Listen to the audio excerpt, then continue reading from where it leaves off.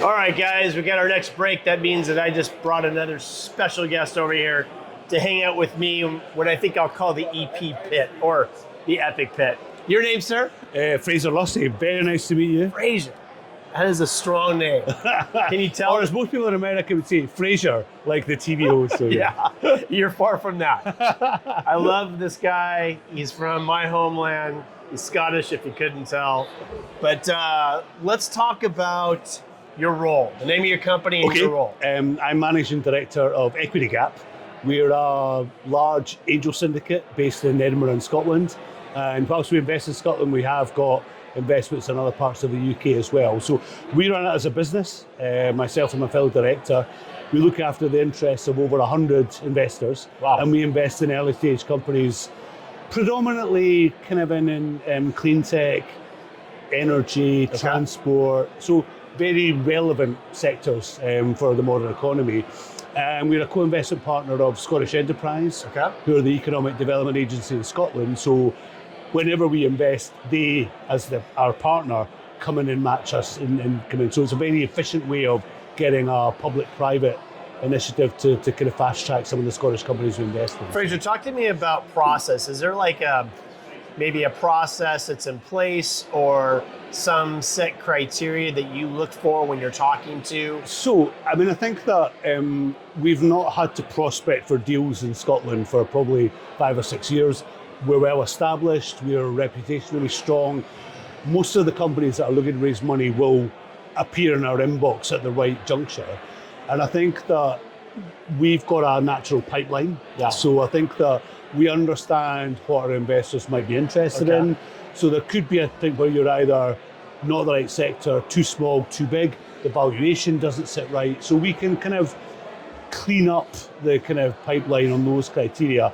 But the rest, our job is to put forward good opportunities, and our investors tell us which ones they want to invest in, and it's all discretionary. So we don't advise, and we don't promote one over the other, but we bring a broad range of relevant business opportunities, and they tell us which ones they want to invest in, and we then do the deals for them. So. Well, speaking of good opportunities and great value, is this your first year at Climb? No, I've been here since the start. I've known Gordon for a long time. Love that. We get on well, we are aligned on our thinking, and I've been a strong supporter. Prior to that, I was a regular attendant at Investor Ladder, and we get on well, and we're keen to put the worlds tonight. So yeah. I love that. So what do you get out of Investor Day? Investor Day, for those of you that don't know, it's actually the Climb before the Climb event. Yeah. We have a room full of almost 100 investors. What value do you get from this? I think at a point when there's a lot of negativity and a lot of people say, well, there's a lot of things wrong and there's not enough of this, there's not enough of that. I think you come here, you can sense the energy, you can meet like-minded people. I think in the main, there's a lot of kind of goodwill and a lot of positivity around making a difference. Clearly, you're there to make money as well, but I think that the investment landscape in the UK is very positive. Yep. And I think that across the various kind of component parts of that, through angel investors or kind of individuals through to VC and kind of institutional investors, there is alignment. It's obviously facilitated and incentivized by a strong kind of tax relief in terms of how that can play. But I think that we understand our role, we're very good at it, we've been doing it for a long time, and I think you're just coming out here to meet other people that you might be able to work with, you might be able to kind of leverage up good deal opportunities, and I think that it's just a great way for me to network over 2 or 3 days and make what would be business development quite fun, and we can have a good time when we're here. So. Yeah, how long has your company been in business? 15 years. Wow. So we're one of the long established, yeah. And how far do you stretch into the UK? So we're predominantly in Scotland, because I think that predominantly there, but do you stretch into? Yeah, we've got 3 companies in England that are in our portfolio, and we're also investor partners with Innovate UK and potential to do some stuff with British Business Bank. So there's no barrier for us doing more, but it makes sense commercially and because of the structure in Scotland for us to do the majority of our deal flow there. So let's do a fun fact. For people out there that I actually learned some stats that one of our speakers was showing in terms of the unicorns and how many very successful startups have come out of different regions. Yeah. Give me a fun fact that people around the world, I'm talking a big one, Yeah. don't know too much about what's coming out of Scotland when it comes to So I think startups. that Scotland's strong on AI. Edinburgh University is world renowned. We're very strong on climate and kind of energy. We've got things like wave energy and kind of we're early proponents of kind of wind farms, that kind of thing as well. So I think that the natural resources at play in Scotland have led to the emergence of new technologies.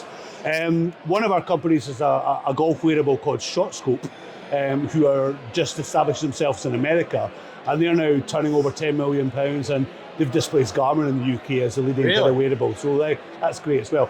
The money and the investment is great to be part of, and we can dine out on that. But the most important stat over my 15 years of doing this and investing in early stage companies is that in our portfolio of 35 companies, they now employ 800 to 900 people in high paid jobs that didn't exist before we were the first people to invest in them. And that's the bit that we're proud of, that resonates strongly. It's making a difference. And I think that probably is a figure that will probably be quite remarkable for some of your viewers. So that is definitely saying. Let's talk about Climb25 goals. Okay. What brings you to Climb this year, and what are you hoping to walk away with from this epic event? And mind you, you've done this. You're an OG, an original guy. I'm speaking tomorrow during the day at one of the sessions. It's a good chance to catch up with people that this might be one of the 2 or 3 occasions where we get together. So there'll be a few drinks, a lot of laughs, some good food, but the serious nature of actually facilitating the discussions between really exciting new businesses, the investors that are interested in them, and narrowing the kind of gaps or the barriers for them doing business. So I love it. Well, how about a plug? People that want to actually find you, this is going to be a great opportunity for the founders that didn't get a chance to meet you. Sure. Now have an opportunity to reach out and say, Fraser, where were you when I needed you? So LinkedIn, an email, a website. Yeah, so Fraser Lusty, Equity Gap is a large angel syndicate.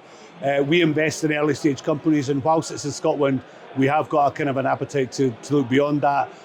We're sector agnostic, but I think I alluded to the fact that we're now narrowing down on clean tech, med tech, energy, transport. So very much sectors where our investor base are actually coming from those backgrounds. We've got a lot of people that were scientists, engineers, exited founders. So we like to think that we can add value beyond the money we bring, but we are prolific. We do 20 deals a year. Over the 15 years, Equity Gap investors have put £30 million into over 50 companies. The portfolio value is now over 400 million, and I've talked about the jobs we've created. So there's a real kind of purpose and a real legacy around the work we're doing, and we're only going to kind of get better as we have some of those companies exiting. So look at this guy, Fraser. He needs his own TV show. He's from the land that's green. He's investing in green, and he has some green to give to you. Reach out to this guy, Fraser. Thank you very much, Ed. It's been my pleasure. And I can't wait to have a pint with you. Well, I'm looking forward. What are we to drinking? Whatever. There's a plenty choice. What's your favorite choice? I'm not that fussy. What's your favorite choice? I need to know. Red wine or lager. I'm quite a simple person. So, and we're having a lager, and it's got a tap. What's it going to be? Some of the local breweries. Let's taste some of their wares. So yeah, we're going to have some fun. We're going to have some fun. Appreciate it. Thank you so much.